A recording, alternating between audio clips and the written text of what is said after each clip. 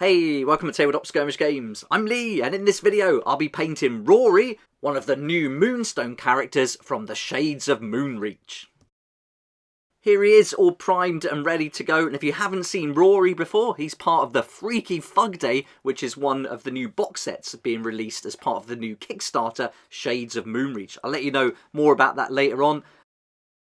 A big thanks to the team at Moonstone for sending this model out for me to paint and share with you here on the channel. I've got 2 more characters to do over the next few days as well, so lots to look forward to, and I feel very lucky to get hold of this. So let's get started and we'll get him painted up step by step. And the first thing to do is to get him primed. I've already done that stage. Any grey paint is going to work nicely. And then once that's completely dry, I took some 2 thin coats White Star paint, a very vegan makeup brush, super soft bristles. This is great for dry brushing, which is what we're going to do now. And I'm just going to put some paint on my bristles, really work them in there, get as much as I can off on a little scrap of card, or you could use a kitchen towel, that kind of thing. And then I'm going to go all over Rory, doing downward strokes, bringing out all that awesome detail. And I'm doing this on all my models at the moment. It's a really nice way to see all the details, and if you put contrast paint over this, that'll work really nicely. But I'll be doing a mix of contrast and layering, so although you're not going to see this step or not going to really benefit from it, I like to do it because it gives me a really good idea of the values and all the details, and especially those highlights. And there you go, you can see I've done this quite heavy. I've gone around a few times and now I'm at a good place to start painting with all the different colours. So let's begin with the flesh tone. So we're going to block in using some Layer Cadian flesh tone. So now I'm going to pick out his legs, his tail, arms, basically all the areas of the flesh. And it's a weird creature, this Rory. He's got like a human body, but a massive lion head with arms coming out of his head and a tail. So a really interesting character, and this whole range from the Shades of Moonreach is just awesome. They've done a fantastic job. But here you can see I'm just going to go through all the flesh areas, and I've gone with 1 part paint to 1 part water, and I'm going to do 2 or 3 coats. With some paints, sometimes you only need 1 coat, but most of the time it will be 2, but with some of them it will be 3. So this will probably be 3 coats of it thinned down, and that'll give you a really nice smooth finish. Just continue blocking it in now all the way around. Take your time, be as neat as you can. If you make a mistake, you can just go over it with some white paint later on, no problem. The team at Moonstone sent me some info to share with you, so I'll just read out a little bit about him as I'm blocking in this flesh tone colour. So Rory was once human, but upon death entered the Deadlands. He enjoyed it much more than his peasant life in the Live Lands and didn't want to be reincarnated. But he didn't want to sit around idly either. So he started helping out around the Deadlands, joining in with the Psychopomps. And if you haven't found out about the Psychopomps yet, go and check out that Kickstarter with a link down below. Loads of info there. But over time, Rory has ended up getting pretty single-minded in his task, and all aspects of his former self were lost. He's got some passions in the Deadland though, that's music and party planning. So let's see if he can bring some of that to the tabletop, along with the terrible musician that is Pomp. But there we go, that's the info for him, and I've also now finished blocking in that 1 coat. This is what 2 coats of that flesh tone looks like. It wasn't quite there for me, so I thought, why not do 1 more coat? So here's what 3 coats look like, nice and solid. That's all blocked in. Watering it down has kept all the detail in there as well. Now we can move on and start doing some other colours. So let's grab some Calgar blue, and you can use any kind of blue for this. I'm just using the paints that I have, and I'm just going to give again 1 part water, 1 part paint, and I'll just do 2 coats of this. Once one's dried, I'll pop another one over the top. Then I grabbed some Layer Warboss green, and then I'm going to do 2 coats over the vines here that come with the flowers. So just 1 nice coat, again watered down, and then once it's dried, pop another coat on there. Then it's back to that white paint that I like so much, the 2 thin coats White Star paint. It gives a great coverage. I really like it, and it's always mixed well too. But anyway, I'm going over all these flowers, and this is quite strong. Even though I've watered this down, this really could be getting away with just 1 coat. I give it 2 anyway, just to be on the safe side. And while I had that on the brush, I thought let's paint in those eyes. So taking my time, moving that model, so I've got lots of control. I'm resting both my arms and my hand on the table, and then I'm not shaking too much. So I'm starting to get the hang of these eyes now, getting a bit more confident with it. Then I took some base lead belcher, and that's going to be for this metal trumpet that he's listening through. So give that 1 nice even coat all over, and I don't water this one down, just use it straight out the pot. Then I took some base Rune Lord brass, and I've started doing this a lot recently now with any metal, and I'm just sketching some of this on, not giving it a complete coat, but just popping it in, doing some little lines and dots here and there, just to break up that solid lead belcher colour. We'll be adding some more metals and washes to this later on, but I find this works really nicely, and get a bit more inside the trumpet there as well, because it would be a little bit darker in there. Back to the skin now with 2 parts contrast medium, 1 part plague bearer flesh, mix them together. And then I'm just going to go over all the areas that I blocked in with that flesh tone. And this is just going to give it a nice little green hue to it, and then that'll just sit behind all the other layers later on and just take it away from being a solid flesh colour. Now we'll do some contrast paint. This is the Contrast Wildwood. This stuff's awesome, really nice dark brown, and this is going to be great for painting the tip of the tail and the mane. It's going to get into all the recesses, but it's not going to leave the highlighted areas that dark. That zenithal is really going to come through now, and you could just literally use this. This is one of the great ways to use contrast paints, but I'm going to be dry brushing it and then really bringing out those highlights and adding some extra colours. I'm just being careful here not to go over the goatee, because I want to do that different colour, and I'm copying the box art as I'm doing this. Next I'll take some contrast Agorist Dunes, and then I'm going to use that to go over the goatee. It's good to let the other coat of Wildwood dry first, just in case that you do mix these together, because they will run into each other, and if you can't wait, just be a little bit extra careful, but just give that a nice coat. Don't forget that little moustache as well.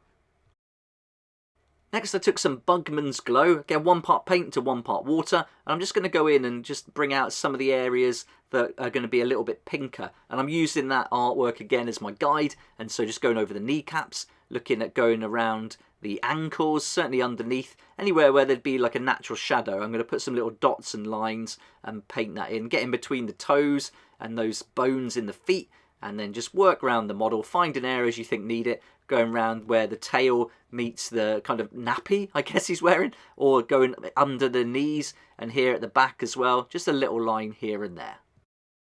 Get in the ear and then work away around the face, doing the lips, the nose, and I'm going to put a little bit under the eyes here as well, just to really bring out the colour there. Then I took some Drakenhof Nightshade, and this is going to go over the area of the nappy where we painted those 2 coats of blue earlier on. Could have used a contrast paint there, that would have gone in nicely, but I'm trying new things and trying to do the layering paint and working with the shades and things a bit more, so I'm just experimenting. But you could go with either, just use contrast paint, see how it looks, or try this too. Let's grab another shade while we're at it with some Agrax Earth Shade, and this is going to go over that metal trumpet, so working it in there in the recess, and then just coat the whole thing with a nice layer of it, but don't go too crazy with it.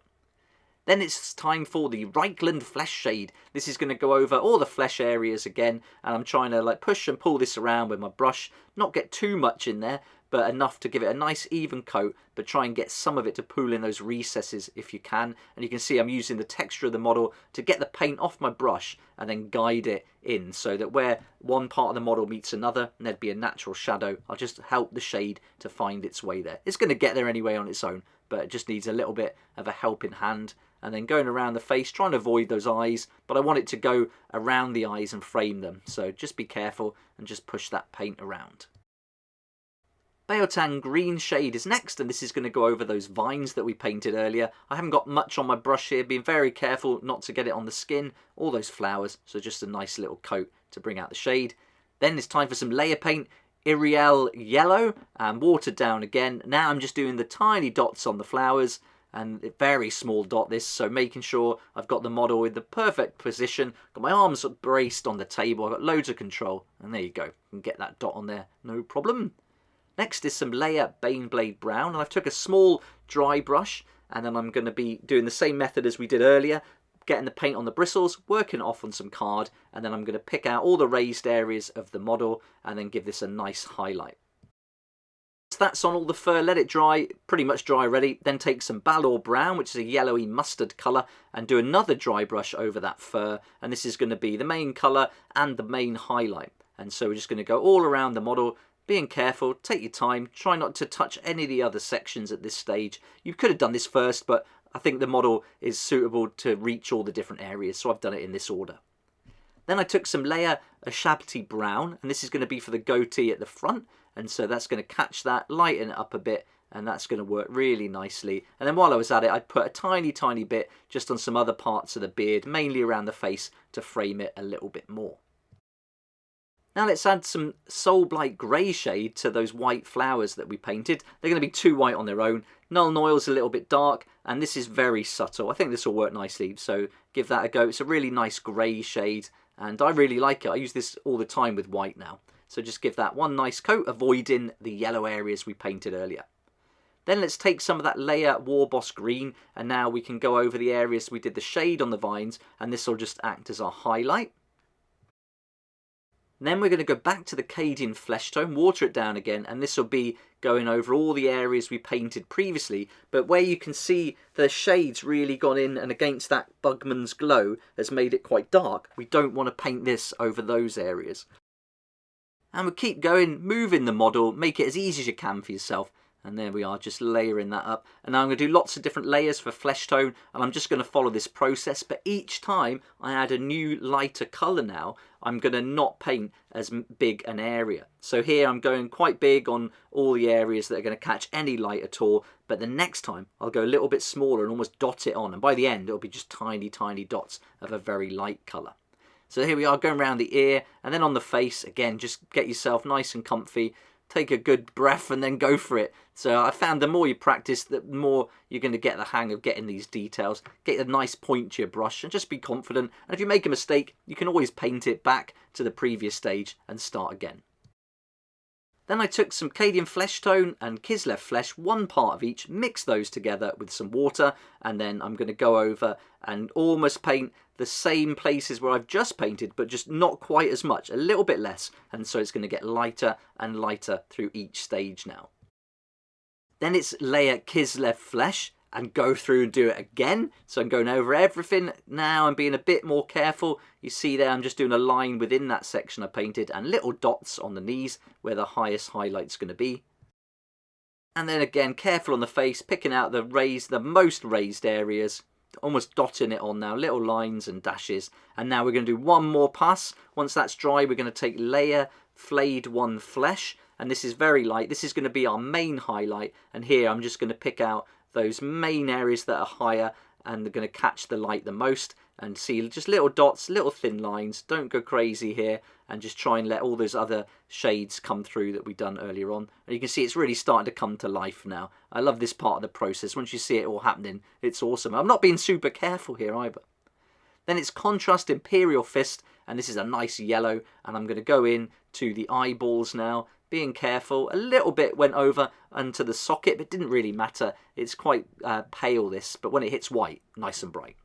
Let's get that white star paint out again, and now I'm going to paint the highlights onto the flowers. So we've given them the shade. Now just pick out the edges and the tips. You can see my brush has got a nice point to it. Really important.